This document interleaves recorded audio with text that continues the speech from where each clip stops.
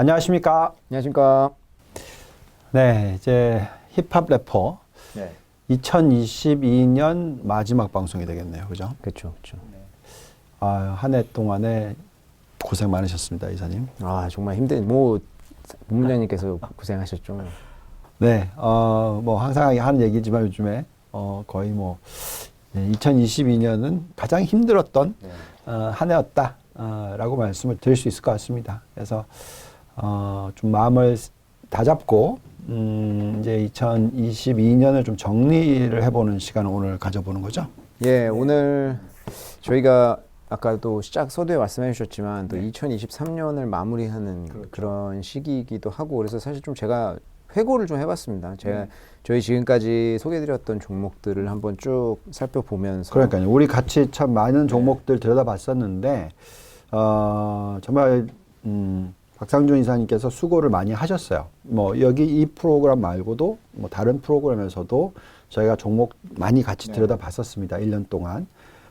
그래서 이제 전체적으로 우리가 소개했던 종목이라든지 그 종목의 어떤 이후의 흐름들 오늘 짚어주시기로 하셨으니까 참 고맙죠. 네, 한번 시작해 보겠습니다. 네, 뭐 시작하기 전에 오늘 또 연말이니까 제가 또 이렇게 오는 길에 빵을 사왔습니다. 네. 제가 봤을 때 이게 이제 근처에 있는 롯데백화점에서 샀는데 롯데백화점 지하에 가보신 분들 아시겠지만 디저트 이런 것들 많거든요. 이 옵스라고 하는 브랜드가 제가 봤을 때 최대의 수혜자인 것 같아요. 왜냐하면 지하철로 가는 그 코너에 딱 있고 그리고 가격대가 엄청 비싸지도 않으면서 맛도 있고 하니까 거기는 항상 사람들이 줄 많이 서고 그리고 상품권 많이 주잖아요. 그 상품권을 왜냐면 그게 상품권 모아서 쓰시는 분들도 있겠지만 2만 원 뭐 몇만 원 하다 보니까 지하 가서 많이 쓰시거든요. 진짜 오늘 갑자기 제가 느낀 점이어가지고 요거를 저희가 이제 방송하면서 좀 먹고 저희 이제 또 제가 먹어요? 네, 그리고 또 저희 방송 이제 도와주신 이제 스태프분들께도 또 저희가 드리려고 방송하면서 먹을 수가 있어요. 이렇게 그래서 낱개로 된 걸로 갖고 왔어요. 자, 이런 것까지 또 준비를 다 해주시고 방송 준비하시는 것뿐만 아니라 네. 이따가 끝나고 네, 고생해 주시는 모든 분들을 위해서 이렇게 또 저희가 3월부터 시작을 했어요. 그래가지고 종목을 뭐 빠진 것도 있을 수도 있습니다. 못 찾아서. 근데 제가 지금 대충 집계한 걸로는 한 24개 정도 종목을 저희가 소개를 했습니다. 그래서 요 중에 이제 몇 가지 뭐 왜냐면 그 다음에 방송차에서 뭐 실적을 살펴본 것도 하고 중첩되는 것도 있다 보니까 그 빼고 24개 정도 종목인데 이 표를 한번 보시면은 저희가 3월, 4월 이제 월별로 좀 나눴어요. 그 이유가 그 이후로 수익률이 어떻게 됐는지 좀 추정하고 싶었고요. 그리고 정확한 날짜를 계산하기는 좀 힘들다 보니까 그 소개한 달 위주로 그냥 이제 준비를 했습니다. 근데 3월에는 저희가 나이키랑 ASML 이렇게 두 개 소개를 했어요. 그래서 그 이후로 지금까지 수익률을 보면은 둘 다 빠졌죠. 뭐 나이키는 한 15%, 지금 지난주 말 기준으로 ASML도 한 15% 정도 하락을 했는데요.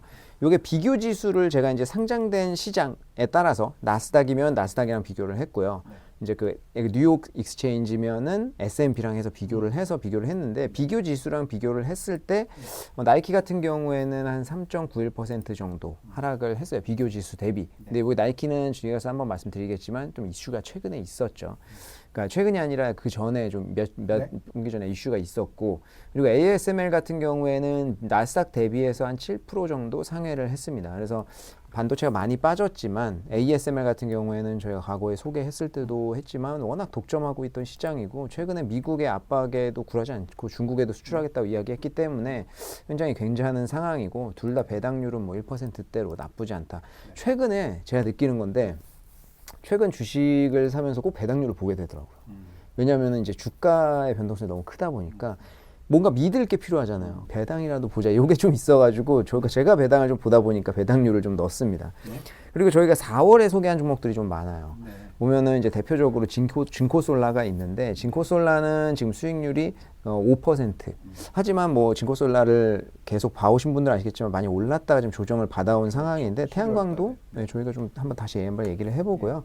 비교 지수랑 했을 때는 그래도 한 20% 정도 아웃퍼폼을 했다. 그리고 넷플릭스 같은 경우에는 그 4월 이후로 한 22% 정도 하락을 했어요. 그래서 많이 빠졌죠, 당연히. 근데 나스닥 대비해서는 그래도 한 2% 정도 상회를 했습니다. 그리고 로키드 마틴 요거 같은 경우에는 그 당시에 벌써 우크라이나 전쟁 1년 됐네요. 1년 가까이 되네요. 그죠? 그 당시가 이제 우크라이나와 러시아 전쟁이 막 터지고 나서 저희가 로키드 마틴을 좀 준비를 했었는데 그 이후로 수익률이 한 9% 정도 되고요. 이제 비교 지수랑 했을 때는 한 23% 정도 아웃퍼폼을 했는데 로키드 마틴 같은 경우에는 이제 개인적으로 내년에도 좀 좋을 것 같다라고 보는 게 워낙 수주가 많이 밀려 있기도 합니다만은 지금 내년에 뭐 진짜로 경기 침체가 있든 없든 간에 지금 내년에 소비나 그러니까 그 어떤 지출적으로 봤을 때 개인의 소비가 더 클 것이냐 정부의 지출이 클 것이냐라고 했을 때 정부의 지출이 클 가능성이 내년은 더 크잖아요. 그렇기 때문에 인프라라든지 국방비 관련된 예산이 전 세계적으로 내년에 좀 많이 늘어날 것으로 보여서 사실 미국의 국방 관련된 주식들은 내년에도 좀 좋지 않을까 저는 이렇게 생각을 하고요. 이것도 배당률 한 2% 정도 됩니다. 그리고 저희가 이제 그 명품 관련된 주식을 소개했었죠. 그래서 그 당시에 이제 루이비통 그 구찌를 보유하고 있는 캐링, 프라다 이렇게 소개를 했었는데 요게도 재밌어요. 수익률이 좀 첨예해요. 루이비통 같은 경우에는 4월 이후로 한 12% 정도 올랐는데 캐링, 그 구찌를 보유하고 있는 캐링은 10% 하락했고요. 프라다도 11% 정도 하락을 했습니다. 그래서 이게 지금 보유하고 있는 명품 브랜드의 수준도 좀 다르고 뭐 이런 게 있어서 그런지는 모르겠는데 굉장히 많이 격차를 벌어지고 있어요. 그리고 그 루이비통 같은 경우에는 상장되어 있는 프랑스의 지수보다 한 12% 정도 아웃퍼폼을 했습니다. 배당은 비슷비슷해요. 1점 중반 정도. 그리고 저희가 컴스닥 리소시즈를 소개를 했었죠. 요게 이제 한 8% 정도 수익이 났고요. 그리고 이제 비교 지수 대비는 한 22% 정도 수익이 났고 배당률도 한 3.4% 정도 에너지 주다 보니까 많이 되고 요거는 뭐 그 당시에도 말씀드렸지만 천연가스 가격이 최근에 하락하고 있어서 주가도 좀 많이 영향을 받지만 그때 저희가 강조드렸던 건 하나예요. 이제 천연가스가 어느 정도 가격까지 하락을 했을 때, 그 당시에 올라갔던 거는 비이상적이라는 거 말씀드렸었으니까 어느 정도까지 하락을 했을 때 버틸 수 있는 기업들이냐. 근데 컴스닥 리소시즈는 원가가 경쟁사 대비해서 현저히 쌌다. 그렇기 때문에 지금 같은 환경에서도 잘 버틸 수 있는 주식이었다. 그리고 5월 달에는 저희가 또 그로셔리 아울렛이라고 요거 기억나시죠? 요게 이제 최근에 이제 뭐 달러 스토어들 관심 좀 많으신데 그 당시에 좀 소개시켜 드렸습니다. 요게 근데 그 5월 이후로 주가가 15% 정도 하락을 했어요. 요것도 한번 좀 다뤄보도록 할게요. 그리고 저희가 램리서치도 한번 소개를 했고요. 그리고 룰루레몬은 지속적으로 좀 자주 이야기를 좀 드리고 있지만 저희가 처음 소개를 드린 건 5월이었었거든요. 주가가 좀 5% 정도 상승을 했습니다. 그 이후로. 그리고 인모드 요게 좀 주가 괜찮았죠. 그래서 5월에 소개했는데 그 이후로 한 46% 정도. 그래서 이제 지수 대비 한 60% 정도 아웃퍼폼을 했고요. 그 6월 달에는 저희가 코카콜라랑 DR 홀튼. 코카콜라는 사실 뭐 코카콜라, 펩시 이런 주식들은 좀 안정적인 주식이다 보니까 주가 흐름이 뭐 좀 무난하고요. DR 홀튼이 한 12% 올랐어요. 사실 이거 굉장히 특이한 거예요. 왜냐면은 부동산이 직결되는 거잖아요. 근데 금리도 올랐고 모기지도 올랐고 주택 가격 떨어지고요. 뭐 수요 떨어지고 있다 뭐 이런 얘기 나오고 있는데 DR 홀튼 주가 계속 좋아요. 그리고 PER도 지금 뭐 고작 올라봤자 한 6배? 뭐 이렇게 되다 보니까 지금 좀 내년에도 좀 지켜봐야 되는 주식 중에 하나 아닐까 이렇게 좀 생각하고 있고요. 8월에는 저희가 힐튼 그랜드 베이케이션 소개를 했죠. 요게 이제 3% 정도 올랐고요. 요거는 이제 사실 뭐 리오프닝이랑 직결되는데 뭐 그 당시에 저희가 말씀드렸던 내용 중에 구조조정. 그 당시에 이제 그 다른 리조트를 하나 인수를 했죠. 힘든 와중에. 그래서 지금 더 커진 세계 최대 리조트 그룹이 돼버렸기 때문에 요것도 이제 중국이 지금 요새 리오프닝 때문에 난리죠. 그래서 오늘 또 저희가 방송 찍고 있는 이때 이제 뭐 그 격리나 이제 입국자에 대해서 그런 거 완전 철폐시켜버렸거든요. 그래서 이제부터 좀 나오기 시작할 거다. 코로나 피크 찍고. 그래서 그런 것도 한번 기대해 볼 수 있고요. 그리고 크록스 저희가 소개했는데 이제 8월 이후로 한 40% 가까이 상승을 한 그런 상황입니다. 그리고 저희 9월에 VF 코퍼레이션 이제 소비재 그 당시에 좀 많이 소개시켜 드렸었는데 VF 코퍼레이션은 지금 마이너스 20% 정도 하락을 한 상황인데 이것도 한번 짚어보도록 할게요. 그리고 저희가 이제 그 힙합 래퍼에서는 다룬 적이 없었는데 닌텐도를 제가 또 한번 소개를 했었어요. 10월 달에. 그 당시에 마이너스 1.5% 10월부터 지금 떨어져 있는 상황인데 뭐 환율 여건이나 뭐 이런 여러 가지 여건에서 조금 소개를 했던 종목이고요. 배당도 한 3% 정도로 괜찮은 편입니다. 그리고 펩시도 소개했었고 이건 뭐 디즈니, 하스브로, 마텔 요거는 지난주에 저희가 소개시켜드리니까 따로 말씀드리진 않을게요. 그러니까 이렇게 보니까 24개나 있었구나. 그래도 종목들이 잘 버텼어요. 뭐 괜찮았던 종목도 상당히 많았고. 네. 그죠? 저희가 참 종목 선별에 노력을 했었는데 그래도 좀 어느 정도는 성과가 있었다라고 생각이 듭니다. 네. 그래서 이제 오늘은 기본적으로 좀 여기서 몇 개 골라가지고 이제 얘기해 주실 거잖아요. 그죠? 그쵸. 그리고 요거는 뭐 유튜브 거기 커뮤니티에 올려놓든 할 테니까 한번 보시면 좋을 것 같습니다. 한번 참고하시면 좋겠습니다. 내년에도 계속 종목들 많이 말씀해 주실 거니까. 그죠? 네네. 네.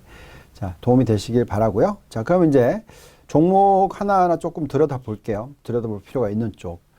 우선 가장 먼저는 나이키. 네. 최근 주가 좀 많이 올랐습니다. 실적 부분인데 이 부분 좀 짚어봐 주십시오. 사실 나이키에 대한 우려가 굉장히 오랫동안 지속됐습니다. 근데 그 중에 가장 컸던 게 중국 이슈였었어요. 근데 저희가 이제 과거에도 소개해드리면서 말씀드렸지만 여러 가지 어떤 면으로 봤을 때 정확하게 숫자로 꼽을 수는 없지만 다른 어떤 트렌드라든지 이런 것들을 좀 검색을 했을 때는 중국에서 지금 나이키가 뒤지지 않고 있다. 이게 시작된 게 사실 그 시작점은 신장 면화 사태 때부터거든요. 그때 때부터 이제 계속 이제 뭐 불매 운동 이런 식으로 하면서 중국에서 나이키가 이제 좀 떨어지는 거 아니냐라는 이제 말씀도 많이 하셨지만 양상은 달라졌고 지금도 그게 이어져 오고 있습니다.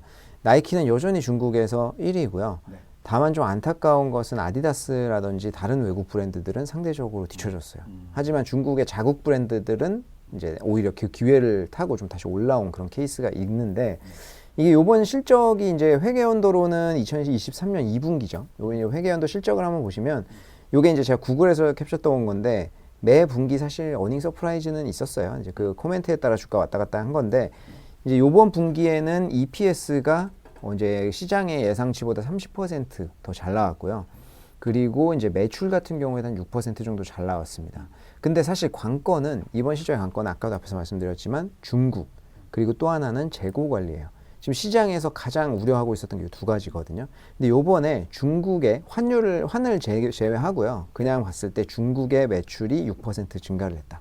예, 그리고 이제 10일 그 광군제 때도 당연히 이제 1위를 계속 했고요. 그리고 이제 그 재고 같은 경우에는 보면은 북미랑 이제 중국의 재고가 감소세를 보였거든요. 긍정적인 감소세를. 근데 이 재고 같은 경우에도 사실 이제 작년부터 해가지고 시작된 공급망 이슈. 요거랑 계속 사실 그 공급망 이슈 전에 뭐죠? 그 배 한 번 무너졌잖아요. 거기 넘어져가지고 못 가던 시기 있어서 한 번에 꽉 맞물리던. 그때부터 시작이었던 것 같은데 벌써 그게 1년 지난 것 같네요. 근데 그게 계속 이제 누적이 돼서 공급망 이슈로 지금 모든 소비재들의 재고가 문제가 됐었습니다. 막혔다가 한 번에 쑥 들어오고 이러니까 또 재고가 쌓이고 뭐 이런 문제가 있었는데 요번에 중국의 재고가 한 3% 정도 감소를 했어요. 뭐 3% 감소 뭐가 큰일이냐고 할 수 있는데 이게 지금 나이키도 마진이 계속 줄어들고 있었던 이유가 할인 상품을 많이 팔아서 그랬거든요. 근데 이 할인 상품의 재고가 10% 줄었다. 그러니까 할인 제품이 이제 많이 빠진 거예요. 그래서 이제 요게 코로나 이전 수준으로 돌아가고 있다. 거의 돌아갔다고 합니다. 그래서 지금 북미랑 중국의 재고 수준이 정상화가 됐어요.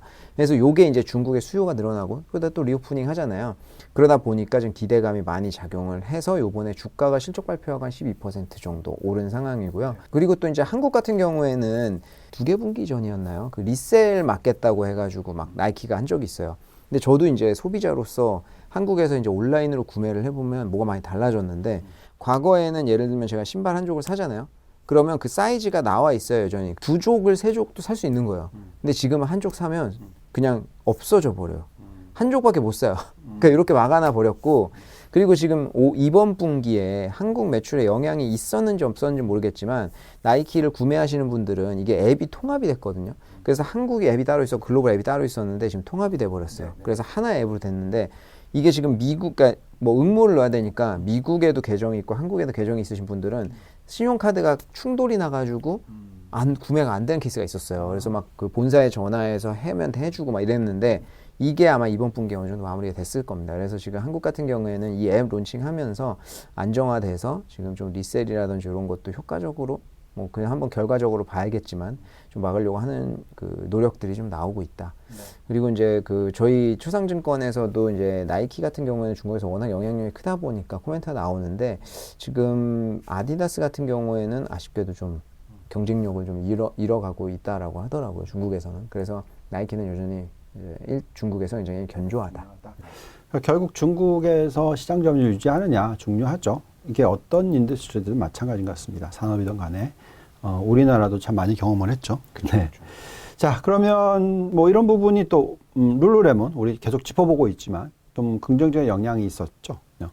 그렇죠. 사실 이제 그 나이키가 12% 오른 날 룰루레몬도 한 4% 정도 올랐습니다. 룰루레몬이 이 차트를 보시면 아시겠지만 최근 분기 실적이 예상치를 다 상회했음에도 불구하고 급락했어요. 그 이유가 4분기 실적 전망치를 좀 낮췄거든요. 그러니까 톤다운을 좀 시켰죠.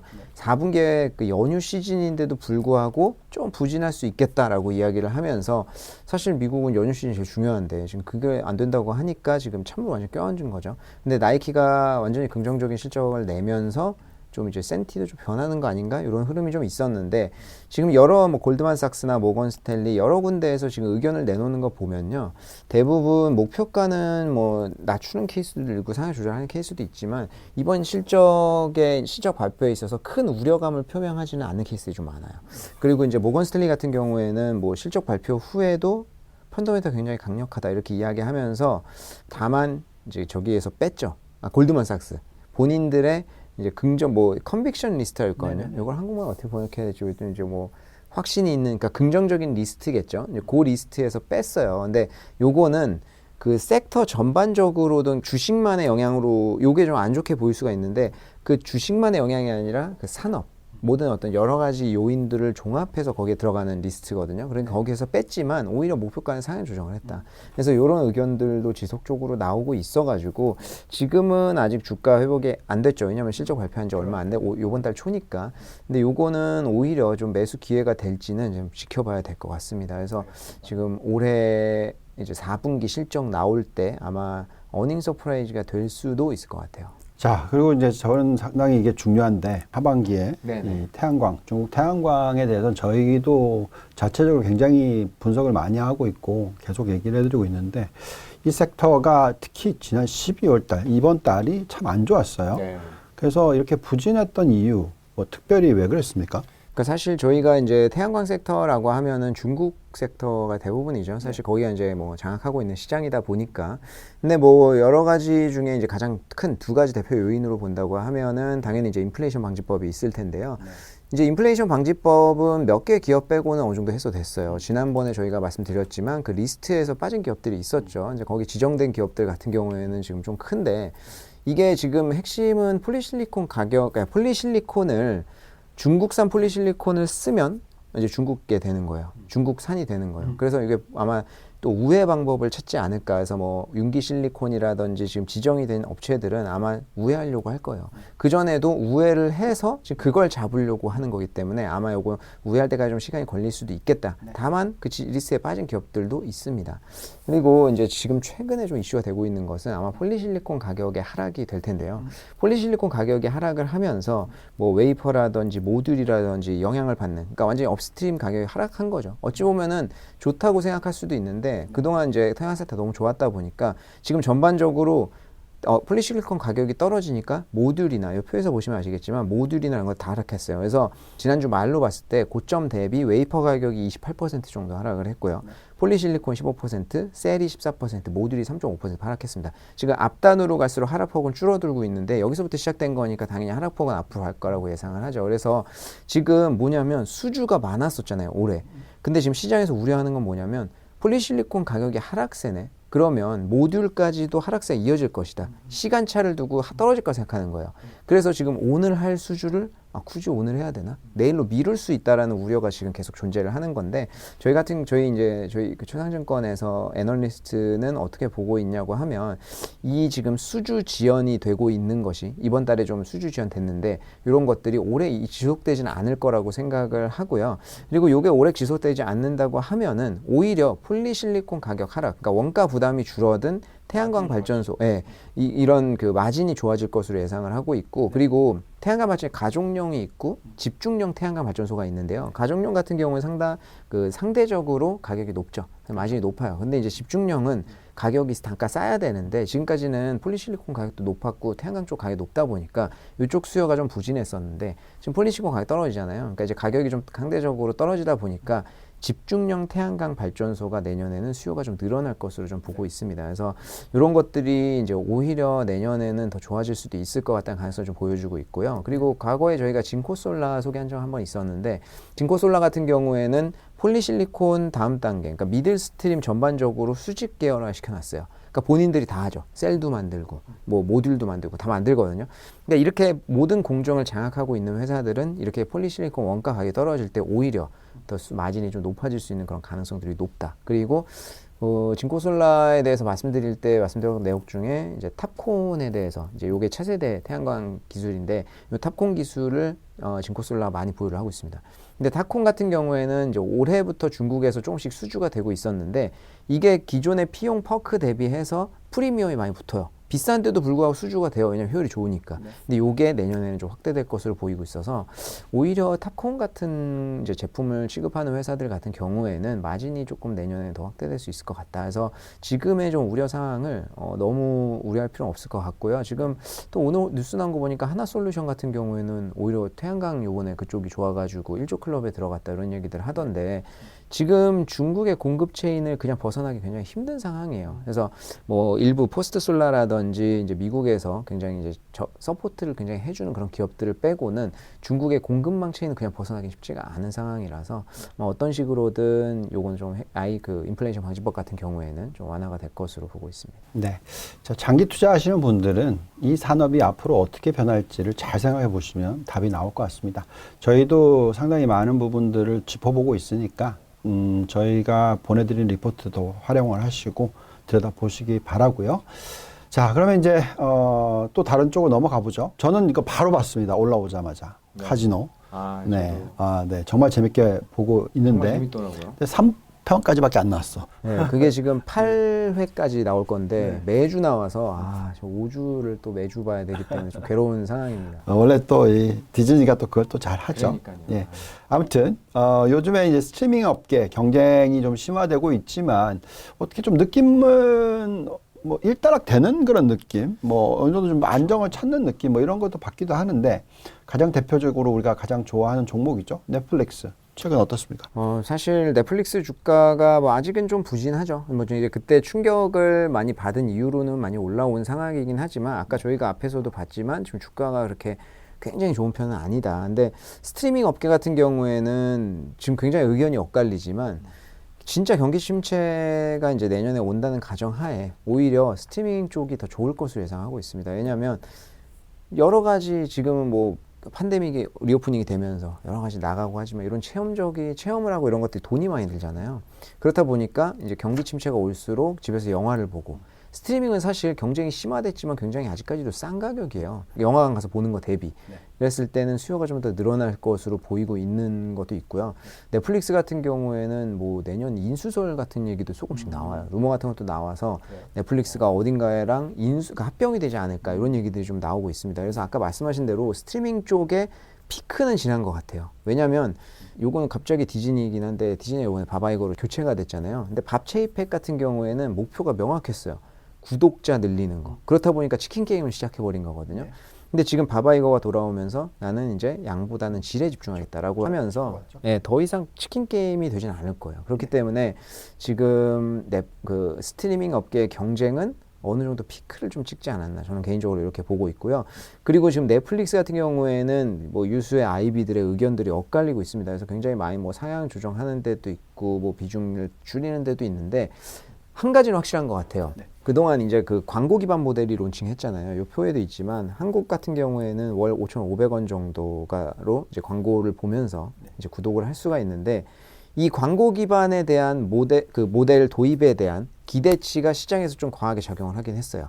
그래서 주가가 그 당시에 급등을 한 케이스가 있는데 그 이후로 지금 이 광고 기반 모델이 제대로 먹히고 있는가 요거에 대한 의구심들이 살살 나오고 있는 거는 사실입니다. 하지만 전반적인 큰 틀에서 이제 경쟁은 어느 정도 마무리가 된 것 같고요. 네. 이 안에서 누가 주도권을 잡고 계속 갈 것인지 요거에 대해서가 더 중요한 것 같아요. 그래서 광고 기반 모델은 이미 도입을 했고요. 요게 효과가 나는 거는 좀 몇 분기 더 지켜봐야 된다. 그렇기 때문에 그런 단기적인 이슈만을 너무 보시지 마시고 지금은 이제 전반적인 큰 틀에서 좀 봐야 될 것 같다. 자, 4월에 보면은 또 명품 주식 소개를 좀 많이 하셨는데 주가 흐름 어땠습니까? 그 MZ 세대가 주류 세대가 되면서 극과 극의 소비에 대해서 말씀드린 적이 있었는데 이게 이제 경기 침체에 대한 우려가 작용하다 보니까 더 크게 좀 밀어낸 게 있고요.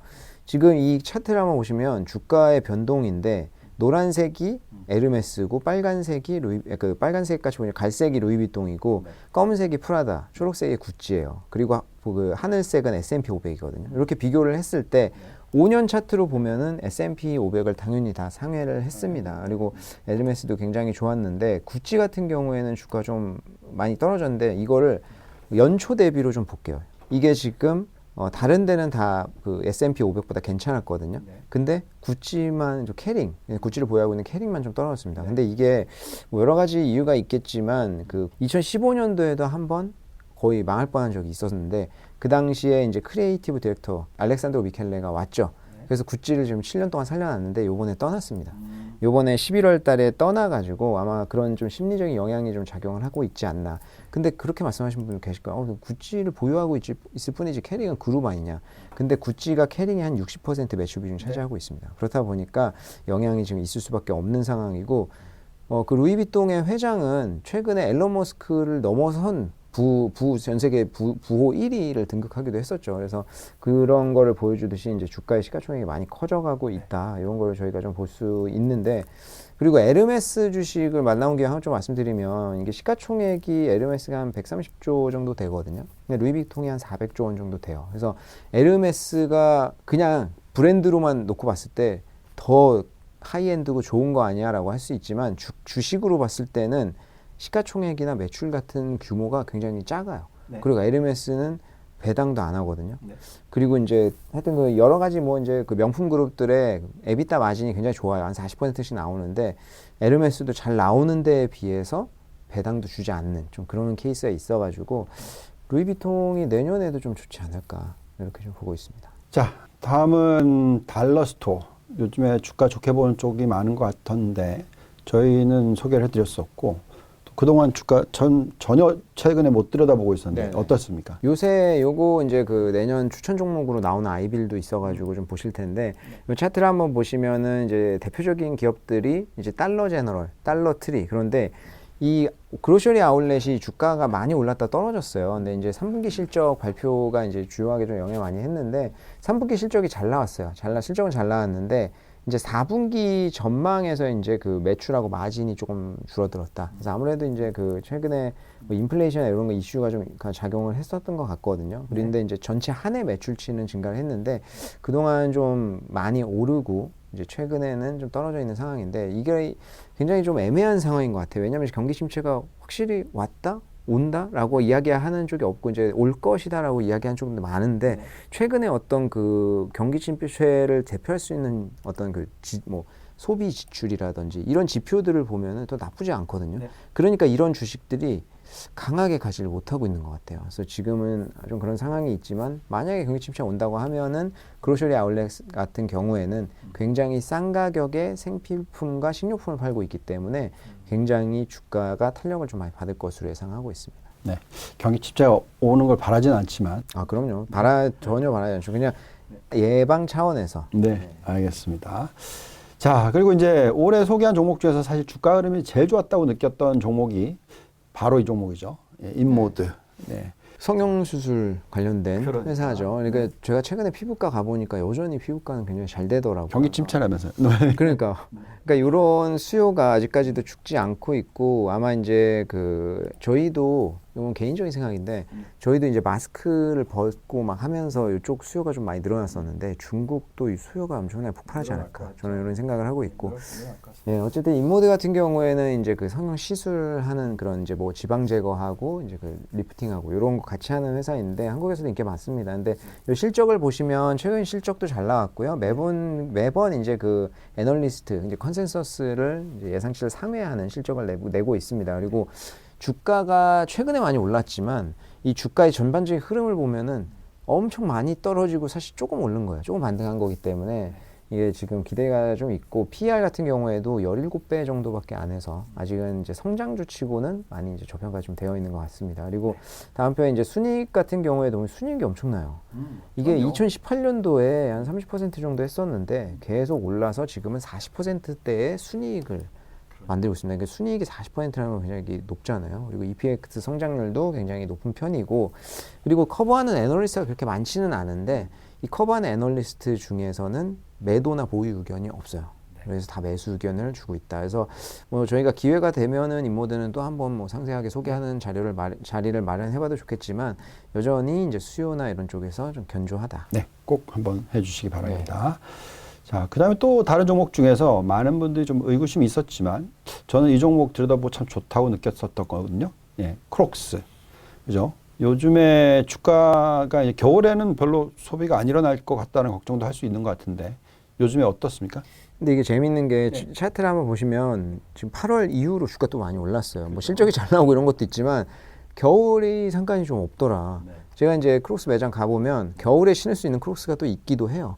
근데 여전히 이제 거의 생필품 수준으로 조금 많이 팔리는 것 같은데 제가 이게 VFC랑 좀 비교를 했습니다. 왜냐면 이제 VF 코퍼레이션 같은 경우에도 이제 그 옷을 파는 이제 생필품, 그 소비재 옷을 파는 기업이고 크록스도 마찬가지고 하다 보니까 비교를 했는데 주가의 흐름이 비슷하다가 8월 이후로 좀 나뉘었어요. 근데 이제 VF 코퍼레이션 같은 경우에는 그 오랫동안 이제 이끌어왔던 CEO가 갑작스럽게 사퇴를 했죠. 잘렸다고 봐야겠죠. 사퇴한 그런 것도 있었고 그 대타가 지금 명확하게 제시가 되지 않은 상황도 있었고 지금 브랜드도 크록스는 크록스 하나만 보유를 하고 있고 VF 코퍼레이션 같은 경우에 한 5개 보유를 하고 있다 보니까 좀 그런 상황인데 이게 지금 매출이나 뭐 시가총액 이런 걸로 좀 비교를 해보면요. 크록스 같은 경우에는 매출이 1조예요. 근데 VFC는 3조. 그리고 이제 시가총액도 이제 그 크록스는 5조인데 VFC 13조. 그러니까 이게 굉장히 대형 기업과 중소 기업의 차이다. 그러니까 사실 좀 비교를 해보면 크록스 같은 경우에는 빨리 성장하는 기업 중에 하나다. 중소형 성장주라고 봐야 될 것 같고 VF 코퍼레이션은 어찌 보면 대형주.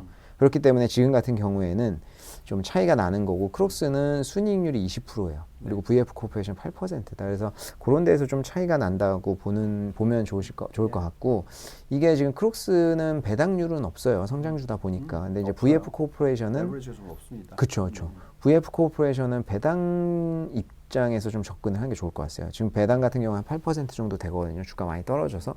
그래서 그런 배당이라든지 뭐 향후에 이제 포트폴리오 운영하는 것들을 좀 보고 진입을 해도 좋을 것 같습니다. 네, 자 이제 마지막 종목일 것 같습니다. 뭐 종목이죠, 그죠? 근데 사실 뭐 굉장히 신나게 저도 이걸 봤는데. 보셨어요? 네, 못 보셨어요 아직? 저는 아직 못 봤어요. 아직 못 봤어요. 아, 저는 그냥 그 뭐죠? 3D 이렇게 안 보고, 예, 그냥 빨리 가서 보느라고, 예, 그냥 2D로 봤습니다. 어쨌든 우리가 지지난주였나? 봐봐 이거. 네, 예. 자, 이분에 대해서 짚어봤고 참 운이 좋다라는 생각이 좀 들기도 합니다. 어쨌든 이 아바타 2 인기몰이가 지금 사실 우리나라에서 제일 인기몰이하고 있다라고 얘기 듣고 있는데 그쵸. 어떻습니까? 네. 지금 전 세계적으로 9억 달러를 벌어들였거든요. 근데 개봉한 지 지금 일주일 정도 됐잖아요. 그러니까 굉장히 빠른 시간에 달성을 했다. 그리고 근데 이게 손익분기점이 근데 과거에도 말씀드렸지만 20억이다 보니까 2억 달러거든요. 그러다 보니까 아직 좀 갈 길이 먼데 지금 관건이에요. 이 손익분기점 넘을 수 있을 것인지 아닐지. 왜냐하면 지금 시장이 바뀌어버렸잖아요. 스트리밍 시장으로. 근데 지금 제임스 카메론의 효과인지 모르겠지만 극장으로 다 불러들이고 있다라는 거거든요. 그래서 이 지금 어떤 극장이라든지 이런 그 업계 면에서도 굉장히 중요한 시기고 디즈니한테도 좀 중요한데 이번이 아주 좀 시험대가 될 것으로 좀 보고 있는데 9억 달러를 벌면서 올해 박스 오피스의 단숨에 5위까지 올라갔습니다. 근데 저는 이게 모르겠어요. 손익분기점 제가 감히 이제 뭐 예상하는 건 좀 그런데 제가 뒤에 이제 개봉 예상작들을 쫙 봤거든요. 지금 연휴잖아요. 지금 만명월까지 대형 개봉작이 없어요. 1월까지. 그렇기 때문에 사람들이 그냥 극장 갈 때 이거 선택할 수 있는 가능성이 굉장히 많다라고 좀 보이고 지금 한국에서도 12월 26일 기준으로 558만 명. 여기 이제 CGV 들어가면 나와요. 이제 558만 명을 찍었거든요. 근데 지금 이게 1000만 명 우리나라에 찍는 영화가 안 나온 지 꽤 됐어요. 근데 근데 저는 이게 1,000만 명까지도 될 수 있을 것 같아요. 아바타 1도 1,000만 명 갔었죠? 아우, 아바타 1은 훨씬 넘었을걸요. 이게 설 전까지 지금 공백 기간 동안 우리나라에도 대형 개봉작이 없어요. 그러면은 사람들 결국 아바타만 보게 될 거거든요. 근데 이게 모르겠습니다. 이게 제임스 카메론의 효과인지, 제임스 카메론이 이 영화를 내니까 다른 사람들이 피한 건지, 아니면 진짜 제임스 카메론이 내니까 사람들이 오는 건지, 뭐 전자인지 후자인지 모르겠지만 실질적으로 지금 영웅이라는 한국 영화가 개봉을 했거든요. 비슷한 시기에. 근데 야심차게 개봉했는데 지금 80만밖에 못 들어섰어요. 그러니까 이게 개봉간의 부족도 있겠지만 굉장히 눌려가지고 다른 영화들이 좀 길을 못 펴가지고, 그래서 어찌 보면은 설정까지 좀 없는 것 같기도 한데, 그래서 한국에서도 좀 달성할 수도 있겠다라는 생각이 들어서 바바이버가 한 건 아니지만 어찌 보면 첫 시험 때가 좀 괜찮을 수도 있겠다라는 생각이 들고 있습니다. 빨리 보고 오셔서 또 얘기를 해주세요. 알겠습니다. 자, 오늘 종목 24개 우리가 올해 쭉 들여다봤던 종목들에 대해서 간략하게 짚어보고 또 몇 개의 종목들에 대해서는 자세히 들여다봤습니다. 참 올 한 해 박상희 이사님 정말 수고 많으셨어요. 너무너무 감사하고, 종목 선별이 진짜 중요해지는 시기고 항상 중요하죠. 어쨌든 저희와 함께 계속해서 글로벌 투자에 있어서 종목을 짚어보는 그런 시간이 됐으면 좋겠습니다. 네, 한 해 정말 고생 많으셨습니다. 훈훈한 연말 되시기를 진심으로 바랍니다. 새해 복 많이 받으십시오. 새해 복 많이 받으십시오.